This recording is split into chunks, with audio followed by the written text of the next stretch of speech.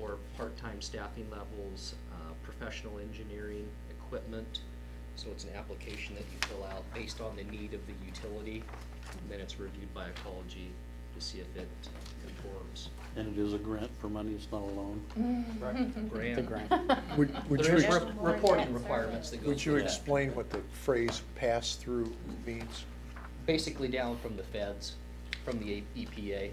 So it where- comes from the feds to the state to us? Yep. Yep. And we spend it.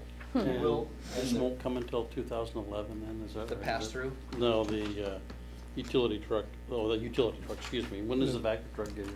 Vac truck's scheduled to be here in May, June at the latest. I know you said you were in desperate need, so that's. We're in desperate need. There's a lot of catch basins that we didn't clean last year, which is a BMP, best management practice, to clean every catch basin within the city. In other words, one across from the fire station the other day, is that are you utilizing another company to get some of that stuff done in advance of getting your own truck? We aren't right now. We hit all of the spots that have given us trouble in the past, especially when we have large rain events, so that we don't have facilities that are going into bypass and ultimately going to Washougal River. Well, whoever Columbia this River. outfit was had one of your guys down there and they were across from the fire station down in the manholes. It wasn't City of Camas helping us out? No, it was a private company, looked like on the name of the truck.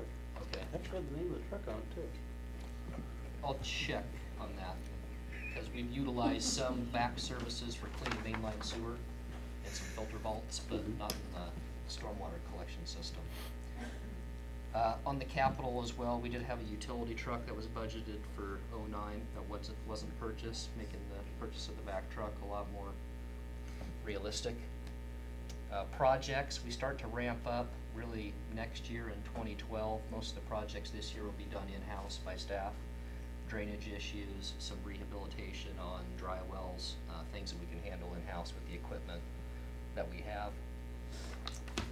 And then it gets into table 8-3, shows 2008 cost and the year, cost and year planned, and then ultimately funding. So most of it is funded by the stormwater utility, short of the culverts on J Street, and that's Campen Creek, as well as the decamp facility, which would be trust fund or potentially revenue bond. If you remember the decamp facility, we did build an in-house decamp facility down at the wastewater treatment plant that will serve our needs for hopefully the next 5 to 7 years, pushing that capital investment out.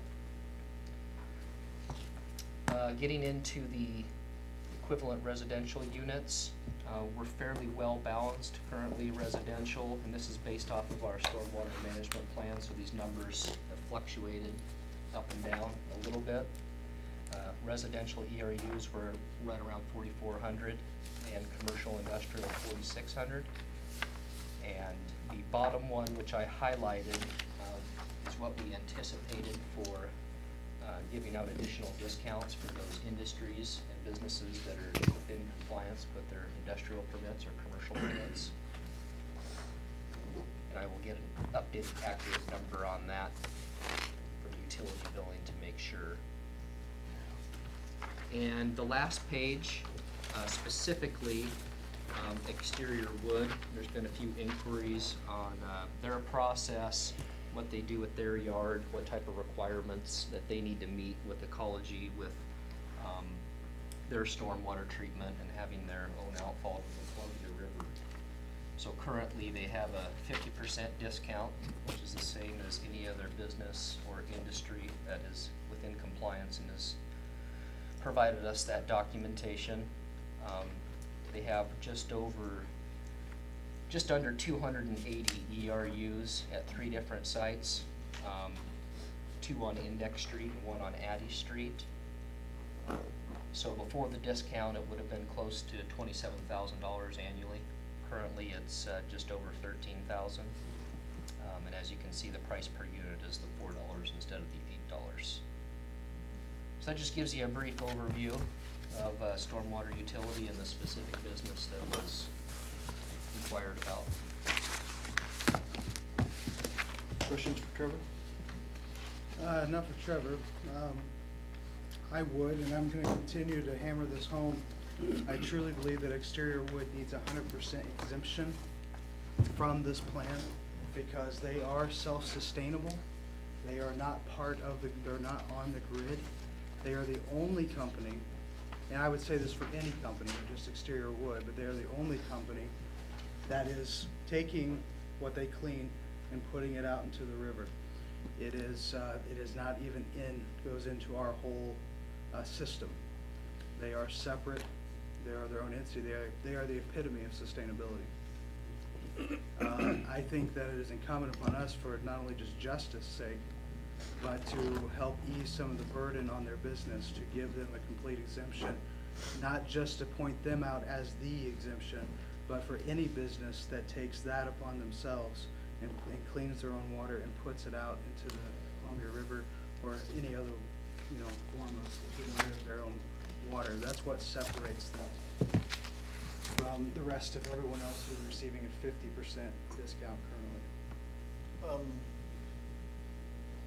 RJ, in the budget itself and in the rate for the utility, if we were to take anybody and exempt them out of there, does that change the mix of, obviously it changes the revenue that's coming into there?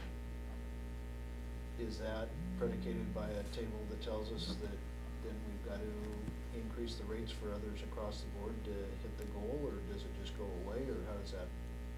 Well, if you give a full exemption to one, then, for instance, we've got a number here where we're anticipating for exterior wood about 13,000 coming in revenue. If you look at what's budgeted for 2010, if we come in that, we're only budgeted to have an ending fund balance of about 12,000 because of the Vector truck being such a large purchase price.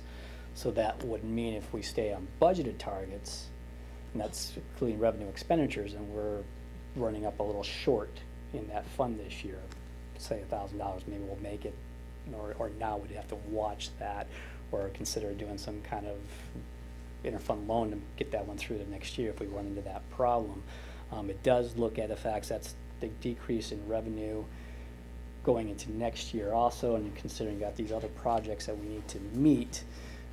Which projects then do we start with choosing based on how much revenue we're saving? Because of the Vector truck 2 purchase this year, that fund is zero, so basically starting those savings for that capital project over again, it just takes us that much longer to meet some of these goals that are listed in here. I don't know if there's any time critical issues on which ones need to be done right away, or how do we plan that out going into 2011 to meet those. The interesting thing about this fund, it's new to us. It just started last year, so it's, if you look at, we were able to save and put enough money, ending fund balance of about 140,000 at the end of this year, and we're projecting we'll reach enough to buy the Vector truck in the fall to be able to purchase that. It'll take some time for that to grow back up so we can do that, and without exterior wood, or if we give the exemption to other people, it takes that much a little longer. So then you got to consider, do we need to raise the stormwater for other residentials, or consider for other commercial projects as well. So. And most of you will remember when we set up the utility, we didn't dive into every parcel and see how much impervious surface each lot or house had, whether it was downtown Washougal or up on the hill or by the high school. We didn't drill down into that detail. We want to pay the professional service cost to have Gray and Osborne at that time